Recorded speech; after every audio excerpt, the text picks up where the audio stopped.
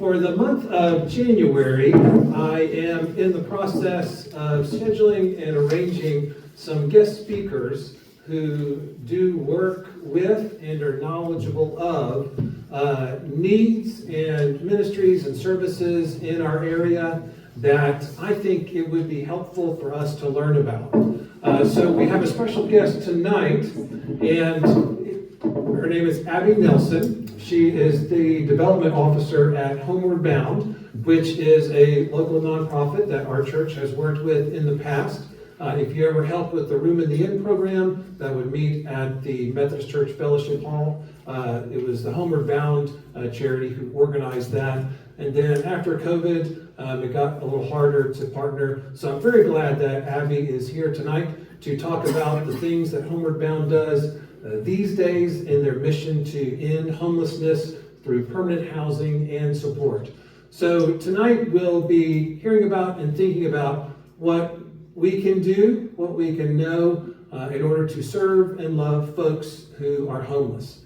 In the weeks ahead, I hope to get other speakers who will help us know how we can serve and love and show the light of Christ to other kinds of populations. I hope to get someone who works in hospice care, someone who works with people who have dementia, someone who works with folks who have mental challenges. So that's my plan for January, to help us know more and how we can better expand the love of Christ to the people who are our neighbors. So as we hear about the good work of Homeward Bound, and as we hear from Abby tonight, I want to read for you some Bible verses that I want you to keep in mind as you hear about this good work and the big need. So first, I'll read Zechariah 7, 9 through 10. This is what the Lord Almighty says: administer true justice, show mercy and compassion to one another. Do not oppress the widow or the fatherless, the foreigner or the poor. In your hearts do not think evil of each other. And then I want to read from Matthew 25, 37 to 41. The righteous will answer him, Lord, when did we see you hungry and feed you, or thirsty and give you something to drink? When did we see you a stranger and invite you in, or needing clothes and clothe you? When did we see you sick or in prison and go to visit you? Then the King of heaven will reply, I tell you the truth. Whatever you did for one of the least of these brothers of mine, you did for me. Now I'll read Luke 10:27. Jesus answered, love the Lord your God with all your heart and with all your soul and with all your strength and with all your mind, and love your neighbor as yourself. Lastly, John 13:35. Jesus said, by this, all people will know that you are my disciples, if you love one another. So keep all those verses in mind as we hear about the state of homelessness in our community and the good work that is being done already. Abby Nelson.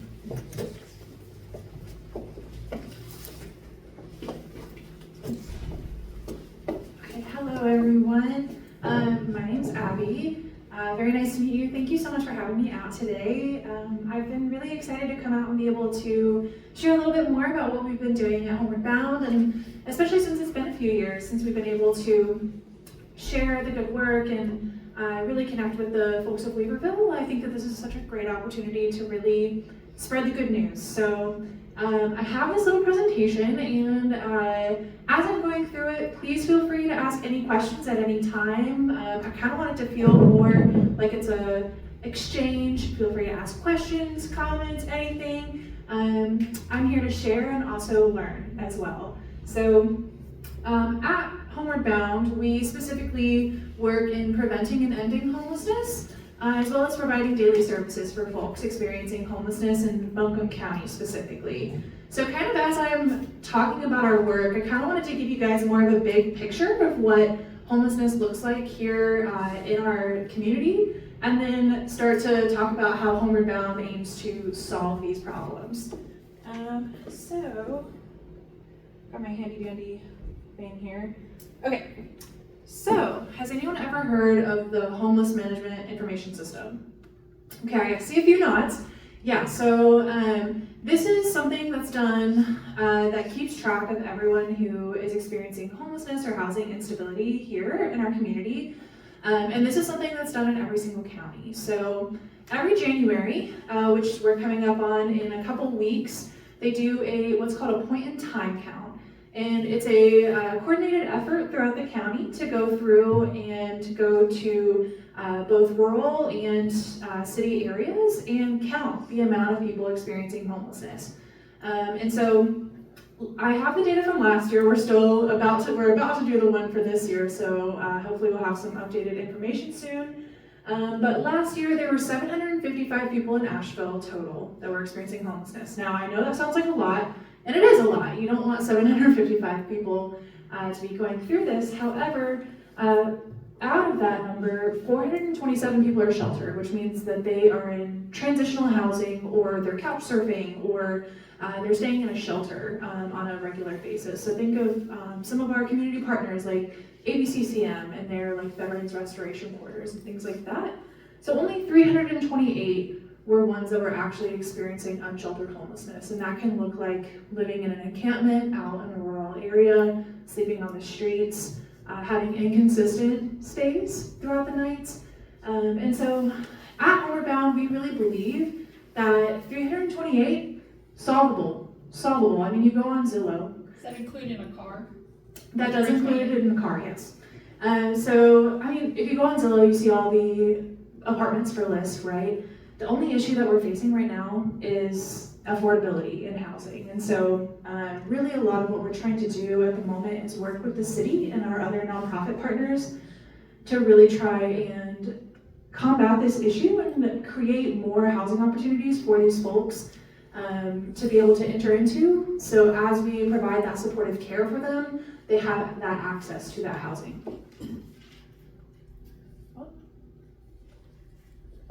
So, one thing that I think is like something that's really impactful to know is that it actually costs more than double for someone to be homeless than for someone to be housed.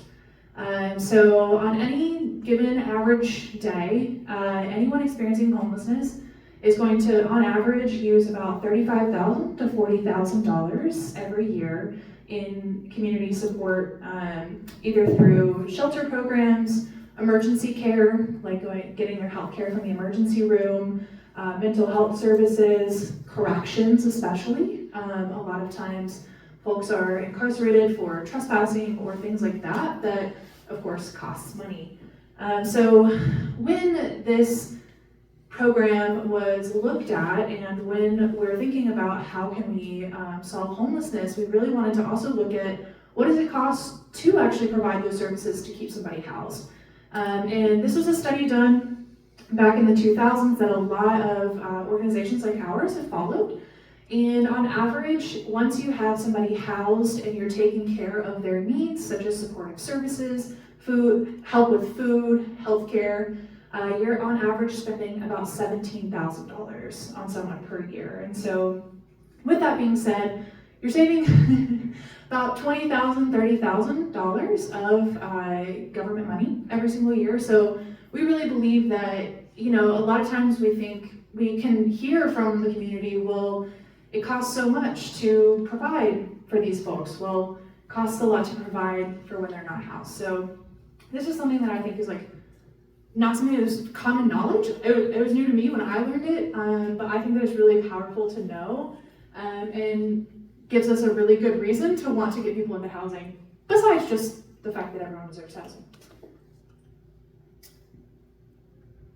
Oh, I went too far. Okay, so has anyone heard of the Continuum of Care, COC? Okay, yeah, you're super knowledgeable. I love it. I'm getting so many nods over here. So the Continuum of Care is something that exists in every county, and this is kind of a coalition of different nonprofit partners, local leaders, and passionate individuals who come together to really look at the problem, approach with solutions, and then implement those solutions. And so the COC here in Asheville Currently has 452 members. It was recently restructured last year. It had gone through a lot of changes, but we are really, really excited about the changes that it went through, because now, instead of being just a ton of community members kind of coming together in these committees with no real leadership, now they have these committee members who, the leaders are nonprofit leaders, and those are the ones involved directly in the work. So that's places like Homeward Bound, Help Me, ABCCM, Haywood Street Congregation, those folks who are consistently interacting with those folks on a daily basis and really understanding the need. So as we go through, they set a strategic vision, usually for about 3 to 5 years. And through that, it's really trying to see what are our priorities, what can we work on, and how can we achieve that. So City of Asheville kind of oversees the COC, but they don't have, it's not like a program of theirs, they're just kind of the overseer. So this is kind of how you see a lot of the problems with homelessness and hunger being approached in our community, is directly from those who are involved in the work. I just keep clicking the wrong button. Okay, there we go. All right, so I just wanted to share, this is like a quick little overview of their strategic plan. Really some of the key takeaways that both we're working on and all of our community partners are working on is decreasing that unsheltered homelessness, so trying to get that 327 number down. We really want to coordinate and expand prevention, diversion, and rapid rehousing. So 2 of the programs that we have at Homeward Bound 2 that I'll talk about a little bit later is not only getting people into housing that have been experiencing chronic homelessness and maybe have been out on the streets for more than a year, 5, 10 years, but also really focusing on folks who maybe were displaced because of a disaster like Helene, or things like they fell on hard times, they lost their job, they got into arrears, and then they just need kind of that help forward. But then also prevention. So we just recently received a grant that allows us to actually implement an entire homeless prevention program for civilians, whereas before we only had it for veterans. So that gives us the opportunity to really step in and say, hey, I know you've received your eviction notice. Let's either try and partner with Pisgah Legal, who offers free lawyer services and legal advice, and go to court and try and get that maybe overturned. We'll step in, offer financial support to get you either back on track with your rent and your utilities, or finding you a new placement as well, so that you never have to experience homelessness in the first place. Okay, so now we're kind of in the realm of, we kind of understand a little bit more about the big picture of homelessness here in Asheville. And so this is kind of how Homeward Bound fits into that puzzle piece, or fits as a piece into the puzzle. So we've been around for almost 40 years now. Next year's our 40th anniversary. We started in 1987 under the name of Hospitality House. Has anyone ever heard of Hospitality House?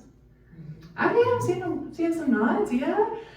So originally we actually were in the business, or the nonprofit business, of offering transitional housing and temporary shelter. So it was really like that emergency shelter that you associate with, they open for the night, someone can come in, there's a ton of beds, they get food in the morning, and then they go out for the day, right? So we did that until 2006. And then the Bush administration had done a ton of research on what the best methods were for having someone exit from homelessness and stay housed. And so that is a program, an initiative called Housing First. And so in 2006, we looked at the numbers, we saw how successful it was compared to barrier programs, and we decided we're gonna move forward with that. And so as we move forward in that way, we adopted something called permanent supportive housing. And so that is a program that is really geared towards those who have the highest needs. That's someone who has experienced, and to be qualified for that, it's someone who's experienced chronic homelessness, which is living out on the streets for a year plus. A lot of these folks that we serve in our permanent supportive housing program have been out on the streets for 5 years, 10 years, even 20. And alongside that, usually they have a disabling condition of some sort. That can be mental health, it can be physical disability, it can also be substance use disorder, and sometimes it's a combination of those as well. And so those are the people who are going to need a little bit more support. They're going to need a lot more interaction to help them find that stability and make goal plans going forward. And so now we're at into 2025. Well, it's 2026 now, gosh. Y'all, it's not 2026 for me yet. Yeah, I know. Right now, we're still running our impact numbers from 2025, but I can tell you from 2024, by the end of the year in 2024, we had seen a 96.5% retention rate in folks not returning to homelessness in that program.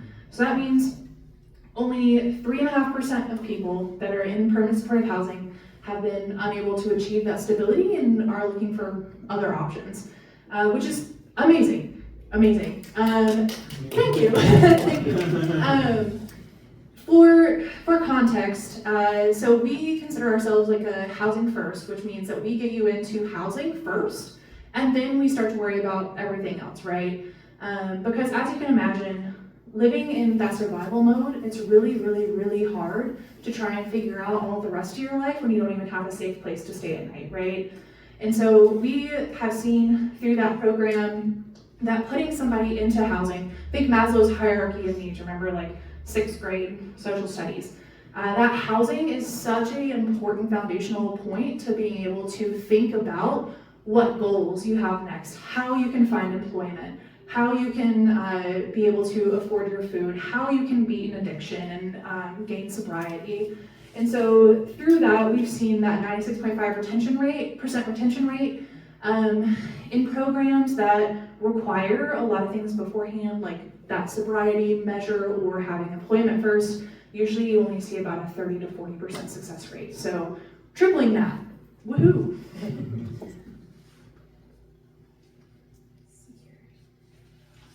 Okay, who's been to A-Hope before? Yay, yeah, we have some people. All right, so if you've ever been to A-Hope before, you know what it's like. That is a space where we are consistently serving folks who are experiencing active homelessness. The space can be a little chaotic, of course. You've got folks who are coming in who are experiencing untreated mental illness, who don't feel very safe, who maybe don't have a safe place to stay at night. And so this is kind of what we call the front door to our services. This is where we provide those daily essential needs so that we can get you connected to things that you need now and then start to work on the future. So things that we have here are things as simple as fresh hot coffee. I mean, I know I can't go without my coffee in the morning. That sets the mood of the day. We have meals donated by community partners. We have mail receipt, which is really integral to folks who maybe have lost their documentation and they need a birth certificate or an ID to then get a bank account, to then be able to apply for housing, things like that. We have showers, so you can maintain hygiene. For a lot of folks, that's really important. We provide all of the needs for that, like shower supplies and towels, all that sort of thing. We have nap rooms, which is especially loved by our female population. As you can imagine, maybe it's not the safest sleeping outside at night, especially as a woman. And so a lot of our clients will stay up all night, walk around, and then come into A-Hope and finally have the opportunity to rest in a safe space where they're not worried about somebody coming up and surprising them. We have locker storage, so a lot of people you'll see, they have a lot of things, and it's important to have somewhere safe to store those, especially those important documents and or money or valuable items. So we offer that. And then finally, not only are there those needs for now, but this is where people are getting connected to housing. So this is where they're starting to get in and say, work with a case manager to say, hey, this is what I want, this is where I need to be. And they will walk through and say, this is how we can help you to get there. And so that'll be anywhere from applying for Social Security so that you can have a little bit of income coming in, get connected to Medicaid, Medicare to take care of your health. For a lot of our folks, they're experiencing health conditions that have been untreated for a long time. That's also getting connected to getting on housing waiting lists. So As you can imagine, affordable housing here can be a little hard to find, and there's some long wait lists, so we help them get connected with that, and then also get placed into one of our programs, whether they fit the best into prevention, into rapid rehousing, or permanent supportive housing. We also serve both civilians and veterans. We have an entire, what we call our SSVF program, Supportive Services for Veterans Families. That wait list is a lot shorter. There's a lot more that is donated to that and federally funded. So those folks usually have to wait a lot less time to be able to be placed into their housing unit versus those in prevention and rapid rehousing. That's usually under a 2-year program. And then for permanent supportive housing, right now with the market that we have, it's usually about a 3 to 5 year wait. So I know that is a long time, and we wish that we could make it faster. But a lot of that too has to do with the programs that we're dealing with federally, with the Department of Housing and Urban Development, getting vouchers, with HACA and some of the rules that they have for housing individuals.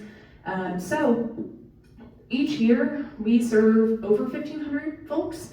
Last year we saw a 30% increase in folks visiting our A Hope Day Center, and a lot of it was due to the storm. So I know a lot of questions I've gotten were, did you see an increase in homelessness here after Helene? Yes, we did. A lot of people were able to receive FEMA help, but that would only go so far. And so they have been displaced, waiting for their homes to be repaired and or lost their homes entirely. So we've kind of seen that uptick in folks that we serve, but again, wonderful news. We received a grant to be able to start housing specifically people who were displaced from the storm. So we're working, we have an entire team dedicated to folks getting them into new housing and really trying to rectify that issue.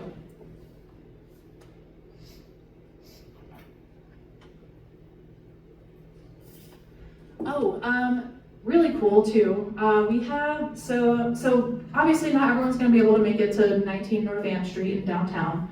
Buncombe County is very large, as a lot of us know, and so a lot of folks too, they don't really want to be in a public space, and so there are a lot of encampments and folks experiencing homelessness in those rural areas.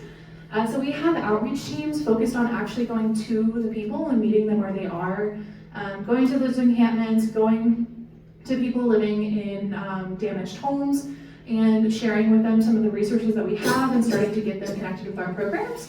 And then we also have a partnership with the PAC Memorial Library, and so we have Lycan who sits in there Monday through Friday, and anyone who, this is kind of for those folks who don't really enjoy the atmosphere or the environment of A Hope. Maybe it's a little bit too much commotion for them. So this is the place where you have this calm atmosphere to connect and be able to, especially for those who need the homeless prevention, who have housing instability, that's a great resource for them.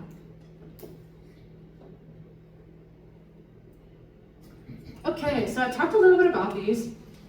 I think I've talked a lot about these, I'm not gonna lie, kind of got ahead of myself. So, homeless prevention, of course, this is very short term. Usually that's about 9 months, 6 to 9 months. So in that specific program, we are stopping the problem before it starts, and usually that's coming in and stepping in with financial support. And what that looks like is, let's say we get someone who is in their housing, they're behind on their rent. This is when we come in and we pay that arrears, so get them back up to where they need to be. And then if they have a job and things like that, we pay that first 100%, right? And then after a little bit, we pay 75%, they pay 25%, and then 50 and 50, 75, 25, and then kind of building them and graduating them on until they can finally financially support themselves and get that stability. And again, every single one of our clients has their own personal individual case manager who creates these goal plans with them to really help them achieve that success and keep them accountable. Rapid rehousing is for those who have recently become homeless. Usually it's a few weeks, few months, up to a year. And usually that's for people, like I said, that maybe they lost their job, they lost their housing, and now they've been able to get another job, but they're living out of their car. or they have a job, but they just weren't making enough, their rent went up, they couldn't afford their rent, they didn't have anywhere else to go, things like that, right? So again, it's the same kind of approach in trying to help them get into that housing placement, paying up front, and then working with them to gain that individuality and their independence. That's up to 2 years for civilians and up to 4 for veterans. And then permanent supportive housing. That's those folks who have the highest needs. They really need that wraparound, supportive, intensive care to be able to be successful in living their daily lives. Has anyone been to Compass Point Village or seen Compass Point Village? Oh man, y'all need to come out for a tour. We host tours once a month, so if you'd ever like to come see it. So Compass Point Village is our biggest, actually it's Western North Carolina's biggest provider of permanent supportive housing. So back in 2019, there was a capital campaign that started called Home is Key. And this was a $17 million project where we partnered with the city and Mountain Housing Opportunities and a few different other biggies, Dogwood Health Trust. And we acquisitioned an old Days Inn on Tunnel Road, converted it into an 85-unit permanent supportive housing facility where now 85 folks who used to be chronically homeless are living in stability and have complete access to services 24/7. So we like to joke that this is our little gated community. There's a literal gate to get in. It also has 24/7, 365 security. So as you can imagine, a lot of people, when they're living out on the streets, you make friends. You have to rely on each other to really be able to make it in a lot of scenarios. And so, and a lot of these people are very generous. If you meet them, they're very kind, generous, open people. And with that being said, as they make friends in the streets, sometimes when they get into that housing, their friend says, "Hey, can I come please have a shower? I haven't had a shower in 3 days." "Yeah, absolutely, come over. And a lot of times in these, what we call scattered site homes, which is our homes that are out in the community that we place people in, this can lead to situations where people might be taken advantage of, where they come in for a shower and then they're like, "Hey, can I stay the night?" "Okay, sure, just for tonight." And then before you know it, sometimes they're taking over the units, and then they risk being evicted because their landlord says, "Hey, you can't have more than one person in here." And so in order to kind of mitigate this risk, especially for our higher vulnerability folks, we have that 24/7 resident safety advisor support that lets people in and or says, "No, I'm sorry, you can't come in," according to the client's wishes. So anytime someone comes in, they have to check in, say, "Hey, I'm here to visit John Smith." John Smith either says, "Yes, absolutely, come in," or can say, "Actually, I'm not really feeling visitors right now." And so that way it allows them to establish those barriers and really be able to have that independence and that choice in the matter. So as they are at CPV, they also have access to their case managers every single day. They meet inside of their rooms and or in the courtyard or common areas that we have. We also have a partnership with Appalachian Mountain Health, where twice a week we have behavioral health therapists that comes in that they're able to talk to. Over 50% of folks who live at CPV engage with those services and are able to receive psychotropic medication, which, as you can imagine, is super vital for a lot of these people who especially are experiencing mental illness that has been untreated for a long time. And so that's been really key for a lot of folks to be able to find that kind of even ground. We also have once a week a medical clinic that comes in, same thing, Appalachian Mountain Health, where they can receive primary care. For a lot of these people, they've had a lot of negative experiences, having to use the ER as their main form of healthcare, maybe not being treated the best, maybe not being treated for all of their issues, like all of their physical issues, only treated kind of for the symptoms. So this is the opportunity for them to really connect with that stable and positive experience of healthcare and really be able to start treating some of those chronic conditions, getting that primary wound care, and just anything to really try and continue on their health. One of our slogans too that we like to say is housing is healthcare. A lot of people, you're going to be a lot healthier staying inside than staying out on the street, right? So we take that seriously, but also we love to have fun over at CBV. The first year that we were open, we just celebrated 2 years back in September. We just kind of focused on like this quiet time, kind of letting people settle into their home, try and, gain that personal stability. And then now we're in that mindset of, okay, how can we create more of a community? How can we make it feel and look like a vibrant neighbors, like a vibrant community of neighbors? So we have different programs. We've got one of our staff members leads yoga once a week for both clients and staff. We have several residents who are super artistic, more than I could ever dream to be. And they lead art classes for our folks, art therapy. We have writing group classes on Fridays. We have sewing classes for folks who want to learn that skill and learn that, have that employability as well. So this is kind of that flagship program for us and kind of our biggest area and program that we work in. And it's proven to be very successful. I mean, that's 85 folks that used to be living outside that are now in homes consistently. Okay, I feel like I've talked a long time because I don't have any questions. I don't want you to feel like I'm just like talking at you the whole time. What do those units look like? Yeah, great question. So those units are, of course, they're renovated motel rooms. So they're kind of like a studio apartment. They all come pre-furnished. So they come with the dresser, fridge, microwave, TV, couch, desk, bed, all lamps, all sorts of stuff that you commonly see in that. But when we did our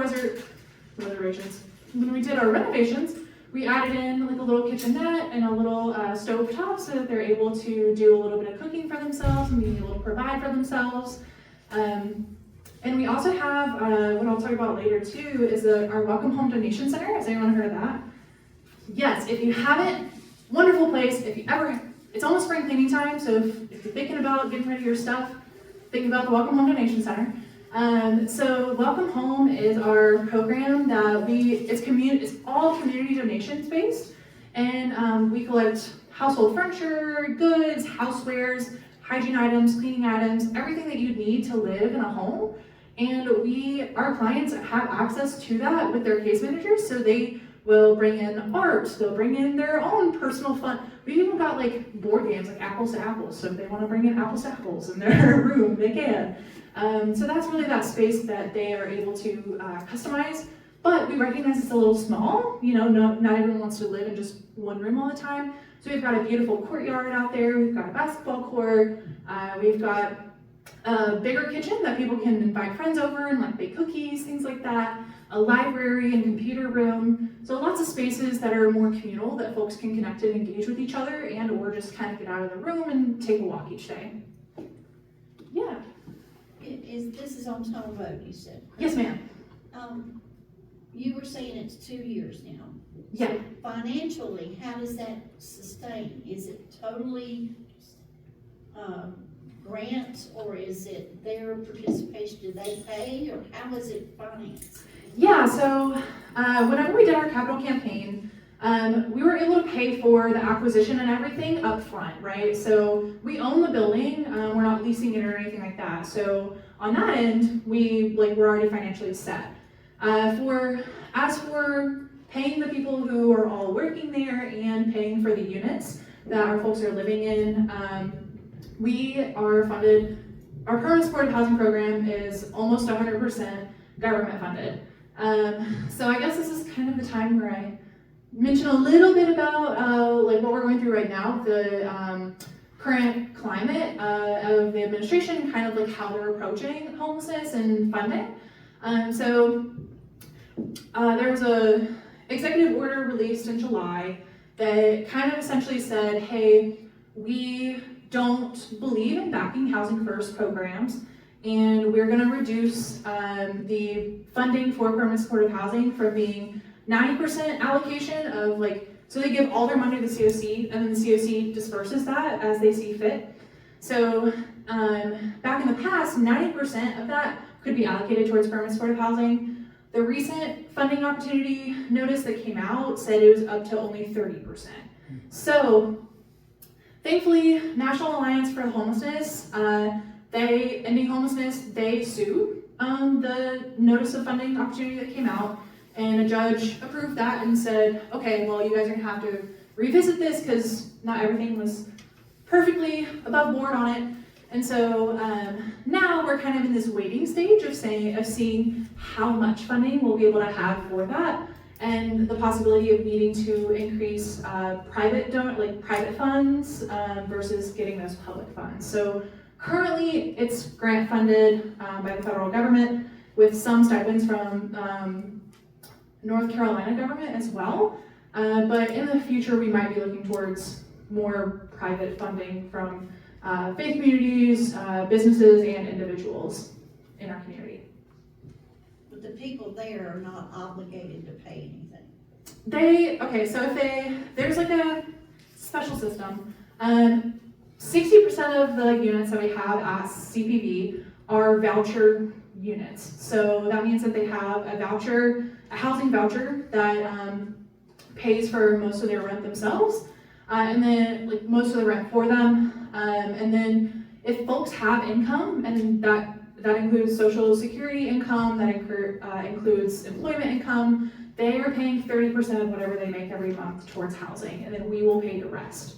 If they have zero income at all, they have $75 that they pay per month on things like that. And a lot of times the case managers are working with them to get some sort of small supplemental thing to be able to pay that $75.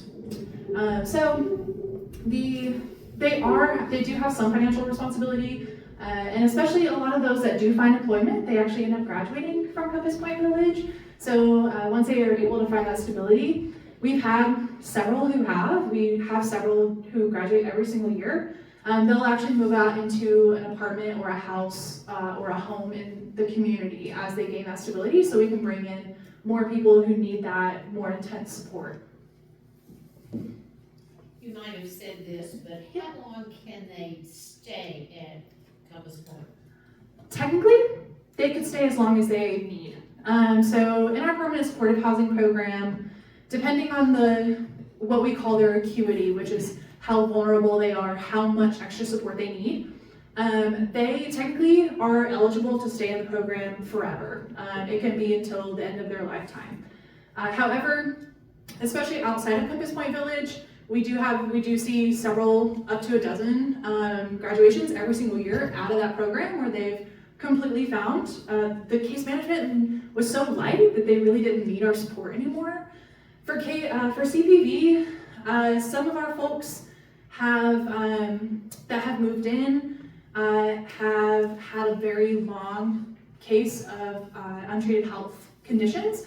So we've had a few that have passed away. We've had a few that have passed away, but they passed away in their own home. So we kind of see that as like a celebration, rather than experiencing that on the street. We've had some we usually have some that graduate every year. We did just move in about 15 folks this year from vacancies that we had open. And then some of them, they've been there since the very inception, and they can stay as long as they need to. And two, like a lot of the folks that are gonna stay a very, very long time are folks who have that like extreme mental disability and or physical disability that prevents them from being able to work and support themselves.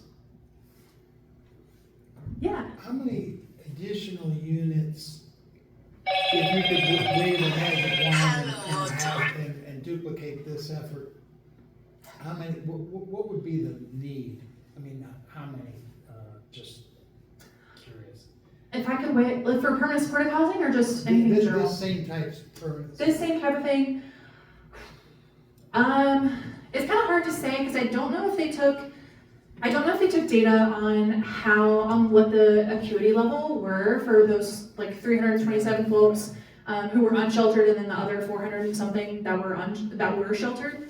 But if I could wave a magic wand, I would probably say that we should have at least another 400 units, because there's always people who are entering homelessness, there's always people who are exiting it. So to be able to serve that need and have units available at all times, I would say at least half of what we currently have as people being homeless. That would be probably the question, probably the answer I would give. Any other questions? Okay, cool. I'll move on, if you insist. Okay, cool. So you may be wondering, how do you house all these people? Well, we house people through the incredible generosity and partnership of private landlords throughout Buncombe County. So as I said, we have 85 units in our Compass Point Village, and then we also have another small place that we own over on West Asheville called Key Commons. It has 11 units as well, but otherwise it's purely through partnerships with local community organizations like Mountain Housing Opportunities, if you've ever heard of them. They're one of the largest nonprofit providers of affordable housing. They only build housing that's affordable. And then we also have a ton of private, like mom and pop landlords and people who really either A, feel very passionate about the work that we do and wanting to be that person that can provide help. But B, there's also a lot of opportunity and stability that comes with being a landlord partner with Homeward Bound. Because we have like some landlord incentives and things that really try and mitigate that risk of housing those that maybe are a little bit more unpredictable. So of course, we always pay our rent on time. We are great tenants. I'm just kidding, kind of. Well, I'm not kidding, but we do pay our rent on time. So we pay our rent on time, but there's also, of course, you're taking on a little bit of a risk, especially for folks in that permanent supportive housing who may they're not used to living inside. They maybe haven't learned how to live and clean their units and be able to recognize leaks before they get bad and things like that, right? So we have damage mitigation funds. So if anything were to happen, we're always there to pay for it. We have quarterly inspections with our case managers. So they'll come in, walk through that unit every 3 months to kind of make sure that everything is going well, being able to catch any problems before they arise. And then we also have the ability to, so kind of how the landlord partnerships work is that because of how our funds come in, there's a stipulation that we are only allowed to pay fair market rent, right? And so let's say a one bedroom here goes for $1,600 a month, right? But fair market rate is going to be about $1,100-1,200.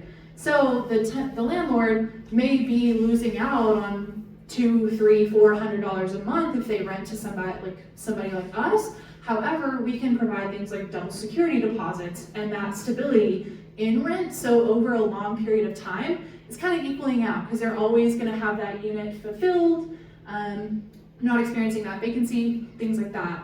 But every single one of our landlord partners also has a housing specialist that partners with them to kind of be like that liaison to talk to the landlord and say, hey, how are you doing? Are you experiencing any problems? Do you have anything that you'd like me to talk to the case manager about that we can work with the tenant? And really making sure that those placements are a right fit. And if it's not a right fit, getting them moved into a separate place that might be better suited for that individual. And or family. We do serve some families as well.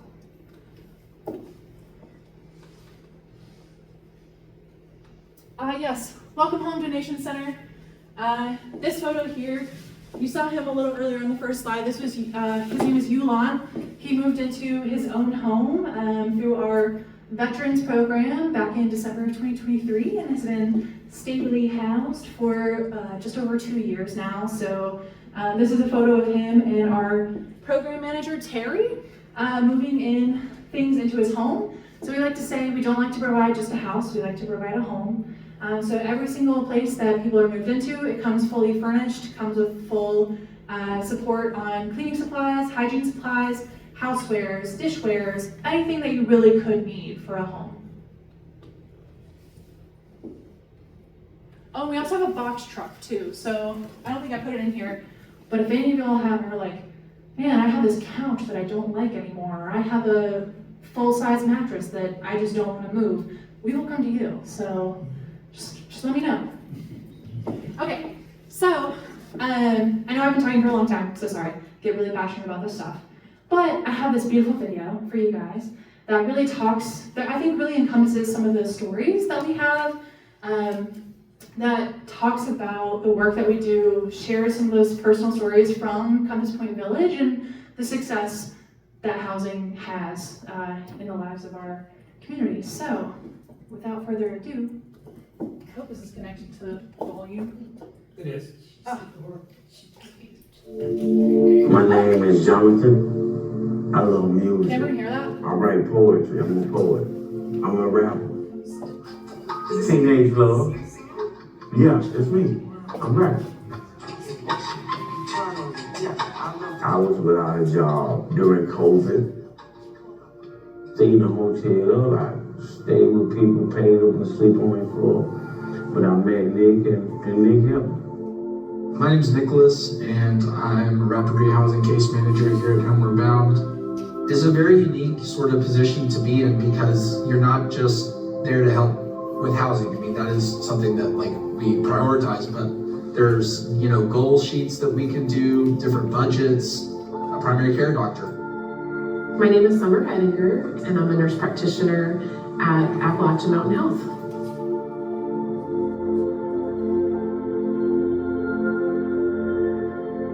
Our mission is quality care for all people, and so that certainly aligns with what Homeward Bound is doing, outreaching to the people of our community that have a lot of needs and are vulnerable. It's been really, really nice to see how it's grown. How the residents here have become more stable. Paint, draw, sculpt. Anything I can be creative with my hands, that's what I do.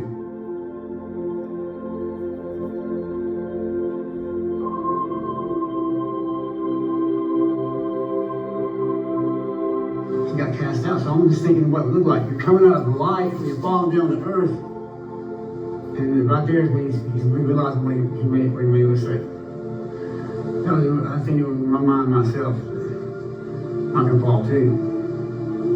I gotta get back up every time,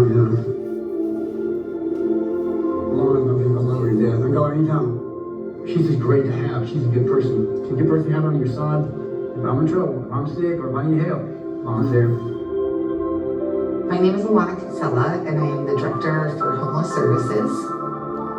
So Zach was a resident at the Woodfin. First I started out as his case manager, and then I moved into the program manager for the Woodfin apartments. So once he got into the Woodfin, that's about 6 months afterwards is when we started to see the artwork appearing in his apartment, plants appearing in the windows, and it just continued to grow and blossom. And now Zach's been housed for years. Zach couldn't have done that without the community that Homeward Bound helped him build. And it's not just Homeward Bound, it's all the other pieces. My name's Mike Lamb, and I'm the Chief of Police for the Asheville Police Department. The Asheville Police Department works collaboratively with Homeward Bound in various aspects. Our relationship is such to where we work together to make it a safe environment for clients and also for the community surrounding both A-Hope and Compass Point Village. One of the highest victimization rates that we see in Asheville are among the unhoused community. It's wonderful that instead of having just the option to charge somebody criminally with an offense, whenever they're just looking for a safe place to stay, to be able to connect them with Homeward Bound resources is huge. My name is Judy Schultze, and I'm a behavioral health clinician at Appalachian Mountain Health. We're working with the most marginalized and disenfranchised people. Bringing these folks together with support offers probably the first opportunity in a long time for a lot of these folks to connect in a way that feels safe. The case managers at Homeward Bound are such an intricate part of what we do because they're in their lives more daily. My name is Noah, so I'm a housing case manager on the scattered site team. The thing I would always say is that I don't believe in lost causes, but some people might not have ever had that. Just somebody to be like, I believe in you and you got this. And having somebody that can tell you that you're strong enough to do it, you've done it before, and they're reminding you that you have that strength is really good to have. My name is Jeffrey Barton, and I am the President and CEO of Mountain Housing Opportunities here in Asheville. We know that we have provided safe housing for about 30 Homeward Bound clients over the past 10 years.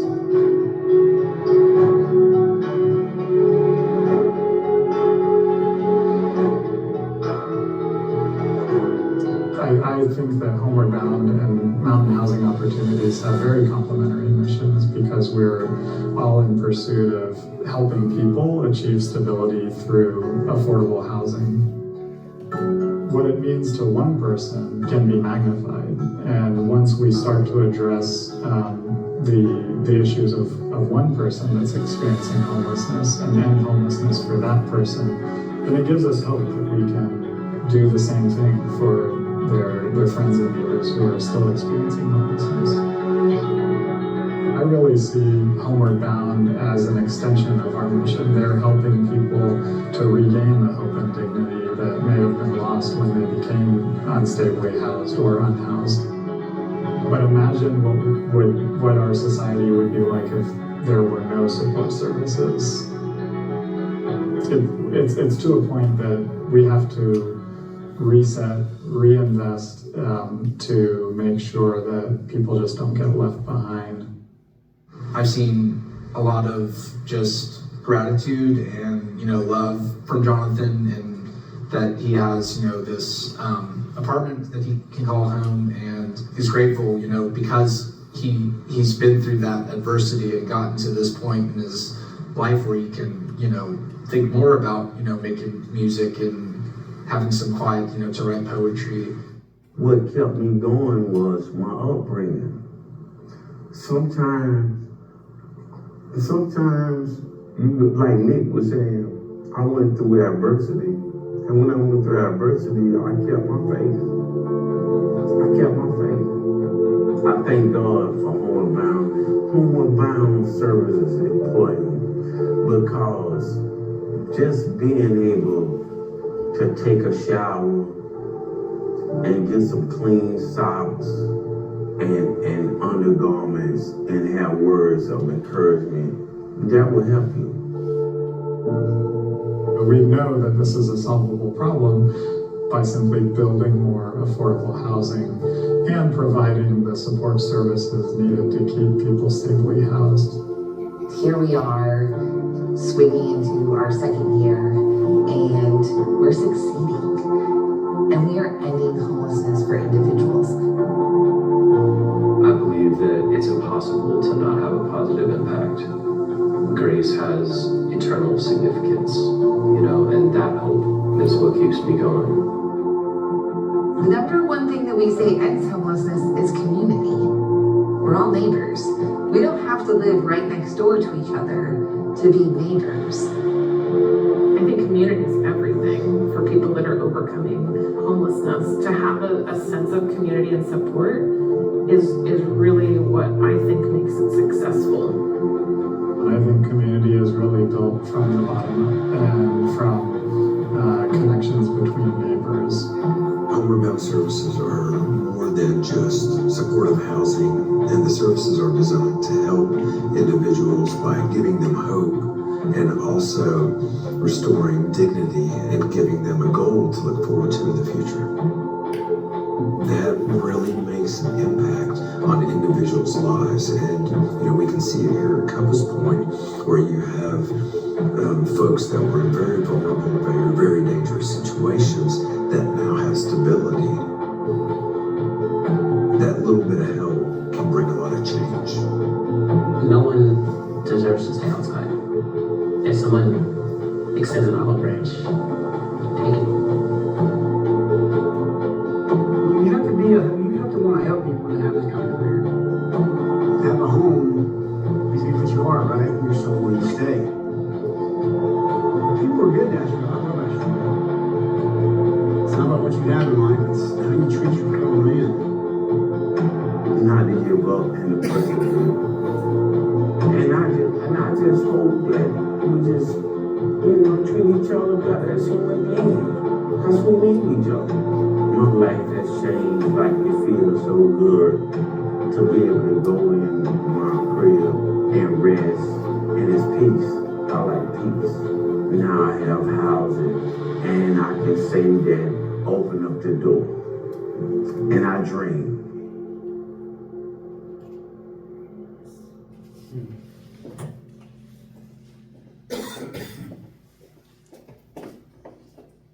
Okay, I don't know about you guys, but that one makes me a little teary every time I watch it.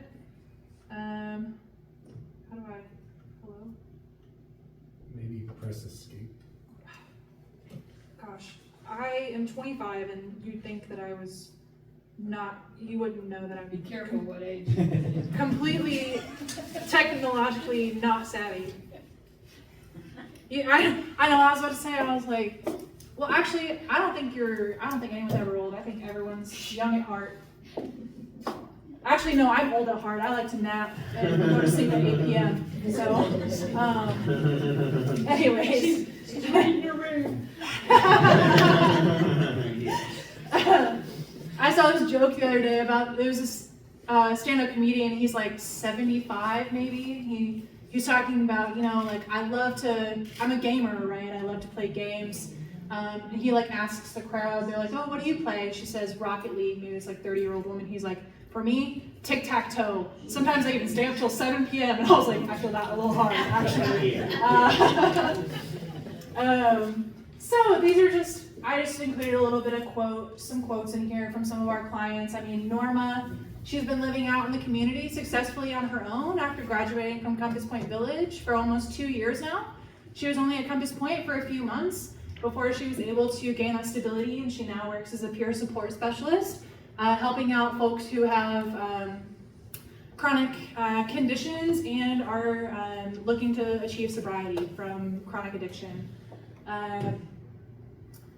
See here, two of our clients who were part of the veterans program said, I had so much negative energy in me. I didn't react well to the amount of stress my family was dealing with. Homeward Bound saved my relationship with my son and definitely played a part in saving my marriage.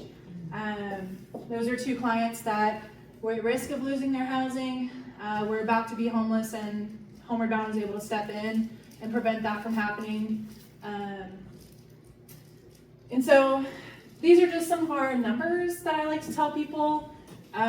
Since 2006, we have housed over 2,700 folks here in Buncombe County. Like I said, we had a 96.5% retention rate of individuals not returning to homelessness. We're able to establish stability through enrollment in Medicaid and Social Security disability income, and always working with clients to support their individualized goals. How to get involved? I don't know if everyone can read. Actually, I have horrible eyesight. I'm not going to assume everyone can read. Organizing a donation drive. So if you know a lot of your neighbors are wanting to spring clean, or they have a ton of leftover shampoos or something, I don't know. It's always that opportunity. We have so many volunteer opportunities, ways to connect either face-to-face with the folks experiencing homelessness, or just helping us out on the back end with like cleaning, painting, landscaping. If you like to landscape, we're about to start doing that in a couple months, so always an opportunity. Donating items that you feel the organization could use, organizing your own fundraiser, and taking a tour of Homeward Bound. We always love to share with people, not only verbally, but show people the impact that housing can have on lives. And these are just a few of our other programs. So if you're a real estate agent, or if you know somebody, we partner with real estate agents locally. If you know somebody who owns a coffee shop, we partner with coffee shops to provide coffee at AHOPE for folks every single day. Or if you're passionate about something and you feel like you could raise money doing it, it's always an option.